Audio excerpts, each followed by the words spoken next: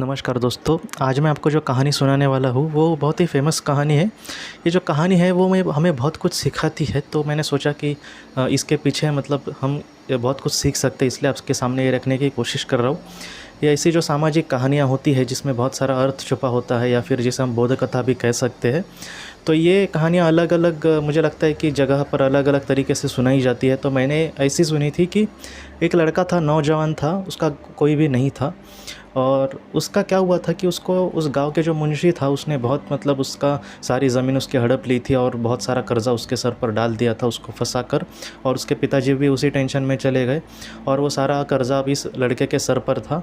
और वो ये सोच रहा था कि मैं ठीक से कर्ज़ा भी नहीं चुका पा रहा हूँ और कर्ज़ा चुकाने के लिए मैं अगर खेती वगैरह करने की कोशिश करूँ तो सारा खेत भी मेरा मुंशी जी ने हड़प लिया है। तो इस वजह से वो कुछ भी नहीं कर पा रहा था और वो हमेशा उसी चिंता में रहता था कि वो क्या करे, क्या वो भी अपनी जान दे दे। जैसे उसके पिताजी भी टेंशन में चले गए, वैसे ये मतलब कब तक मैं ये सारी चीज़ें सहन करूँगा।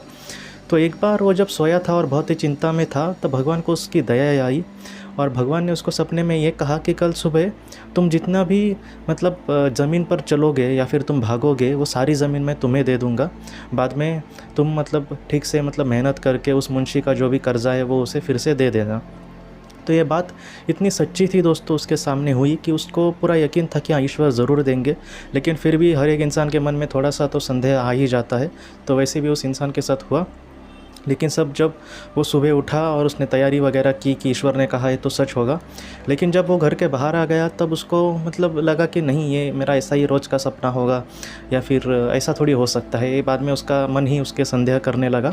लेकिन तभी फिर से उसको आवाज़ सुनाई दी आसमान से कि नहीं, तुम भागना या फिर चलना शुरू करो, जितना तुम दूर जाओगे उतनी ज़मीन तुम्हारी होगी।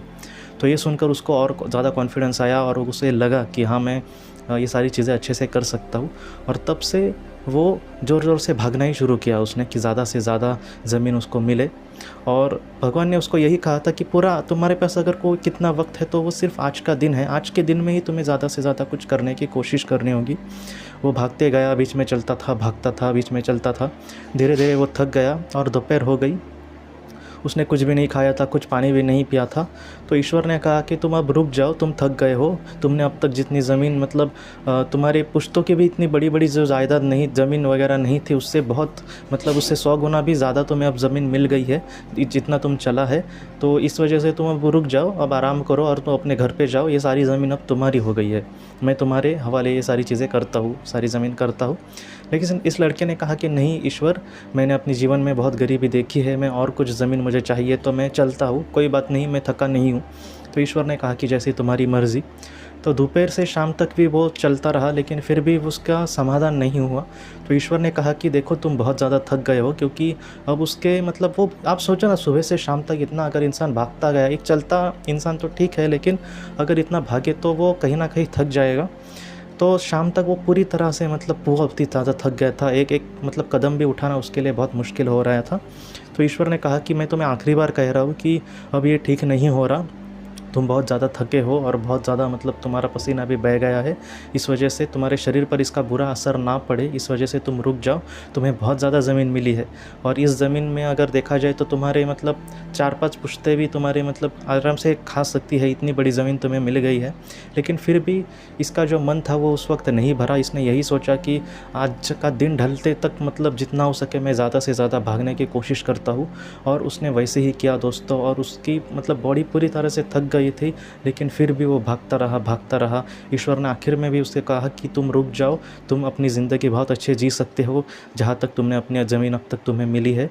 तो वो उसने कहा कि हाँ, बराबर है आपका, लेकिन थोड़ी सी और करते करते वो एक वक्त ऐसा आया कि वो पूरी तरह से थक गया और वो उसी वक्त उसका जान चली गई दोस्तों, क्योंकि वो बहुत ही ज़्यादा थका था। सुबह से पूरी तरह शाम तक वो बहुत ज़्यादा थक गया था और एक वक्त ऐसा आया कि उसका शरीर इतना सारे प्रेशर को नहीं संभाल पाया और वो इस दुनिया से चला गया।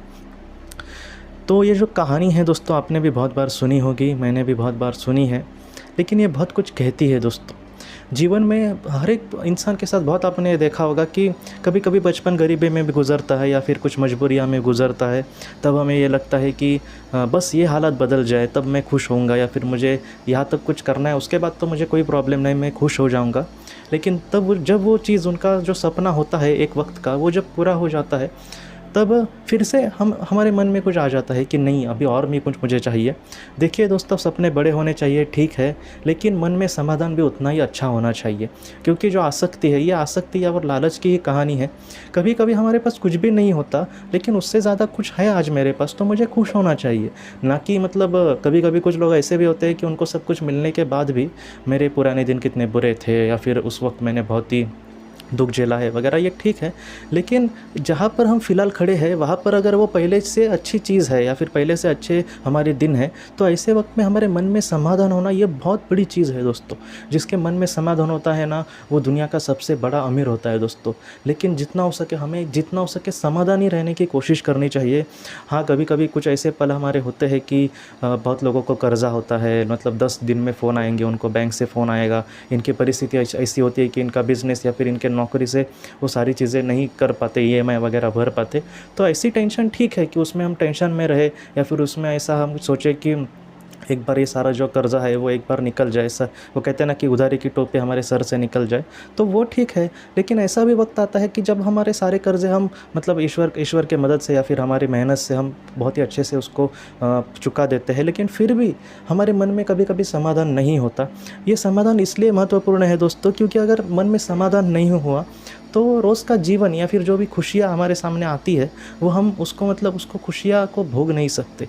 जैसे इस लड़के के साथ हुआ था कि उसको उसके आप समझ सकते हैं कि उसके 3-4 पुश्तें खा सकती है, इतनी अच्छी उसको ज़मीन मिली थी, लेकिन उसका खुशी भी वो उसके सामने नहीं उसको वो जी सका या फिर अपनों के साथ उसको बांट सका। क्यों? क्योंकि उसके मन में यही लालच था कि ज़्यादा से ज़्यादा मुझे मिले। उसकी जो पहले की परिस्थिति थी वो बुरी ही थी, खुद ईश्वर ने उसका मदद करने की कोशिश की, लेकिन फिर भी समाधान उसके मन में नहीं था।